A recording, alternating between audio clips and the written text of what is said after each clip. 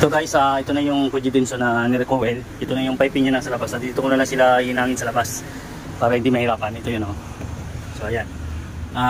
Bali gagawin ko dito, i-reprocess ko na lang. I-reprocess ko na lang to para matapos na. So yun na lang, abangan nyo guys. Ito na lang, papakita ko sa inyong video yung pagre-reprocess naman. Pero yung high side nito, ano ko pa to, ipa-flashing ko pa yan para matanggal yung mga dumi niya sa high side. So yan guys. So bali ito pala yung ilalagay ko ng capillary tube niya dito. So ito na lang ilalagay ko.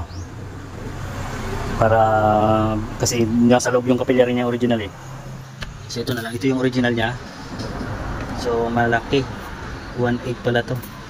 Ito yung original niya. So hanapan ko lang to ng So ayan.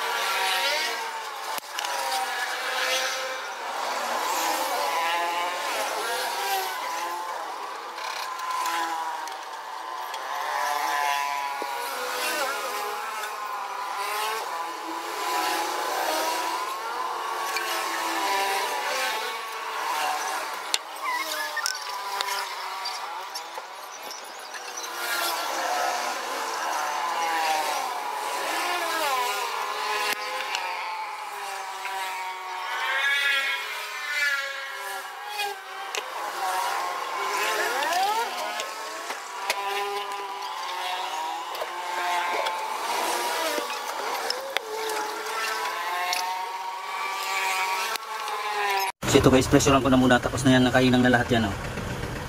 Pipressurean ko na lang to, nakainang na pati itong sa ano niya, filter dryer niya. Yan. Pressurean ko na lang yan, lagyan ko lang ng pin shop to. Ito lagyan ko na lang ng pin shop para mag-pressurean siya. So remedyo na lang to kasi mahirap yung ano, setup dito ng bilyari.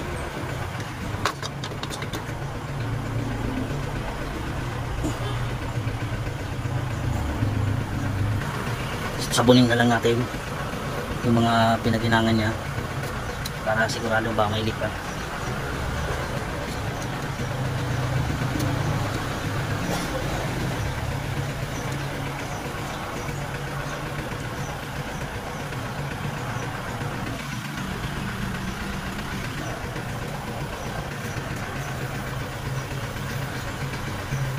So ito ang leak. Ito, sabunin mo na lahat ng dugtungan para malaman kung may leak pa ba siya. Yan.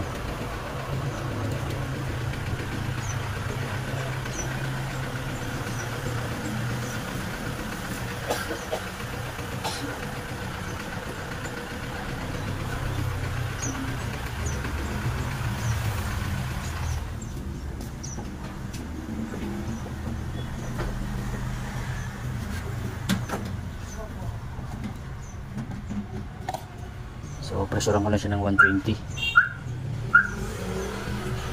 So, ito guys, di na siya gumalaw. Mga isang oras na ito. Naka-pressure. Vacuum ko na lang to. Di na siya gumalaw.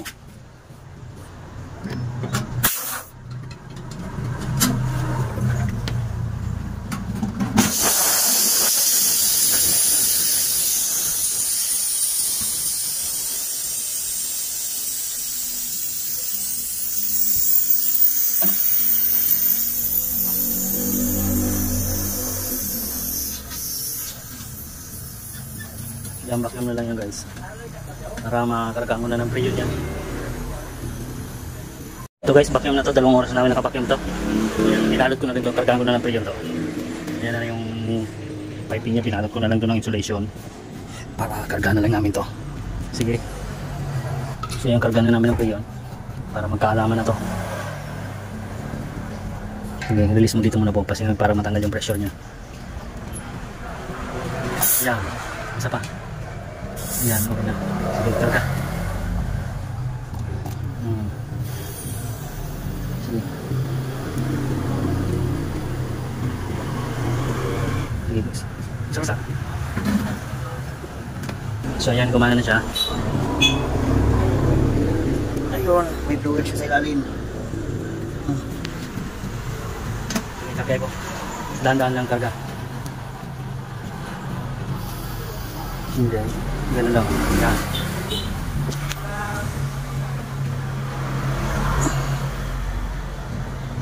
So ayan, kompleto lang namin muna yung karga nito.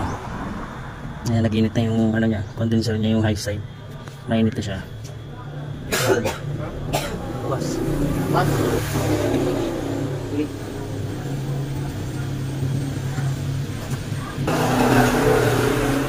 Kompletuin ko lang yung karga nito.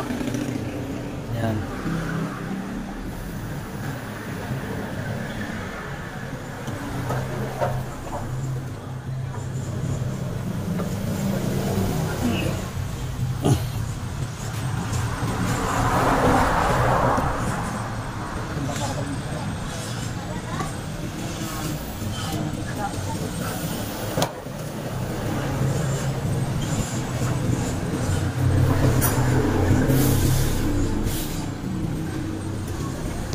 Tapos singitan na rito ng ano, yung mga binutasan.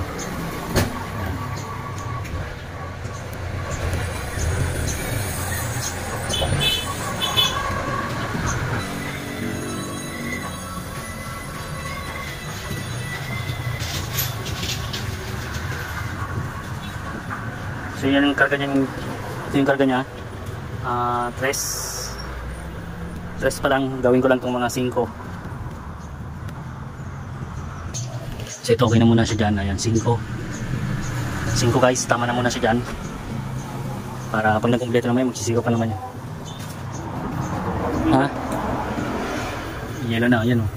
Ayan, nag-yelo na yung piping natin o. Ayan na. Yung nirecoil natin yung yellow niya. Oh. So dito mag-umpisa ang yellow niya ito. Dito sa umpisa. Pag ganun, hanggang dun sa baba, papunta dito. So ayan. Pag ito yung sa nilipat ko yung sa thermostat control niya, dito ko na nilagay. Kasi nandito yung nakalagay nun. So malayo na, kaya nilipat ko na dito. Para mag-automatic siya, ma-sensor niya yung lamig. Yan yung ano niya.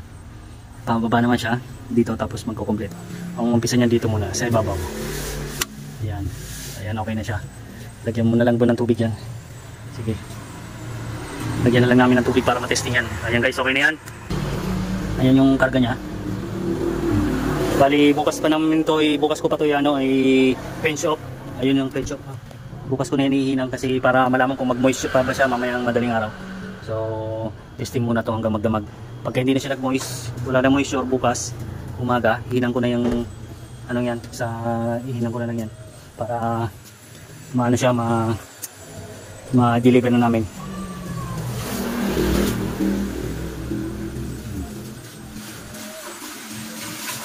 So yan, okay na yan guys.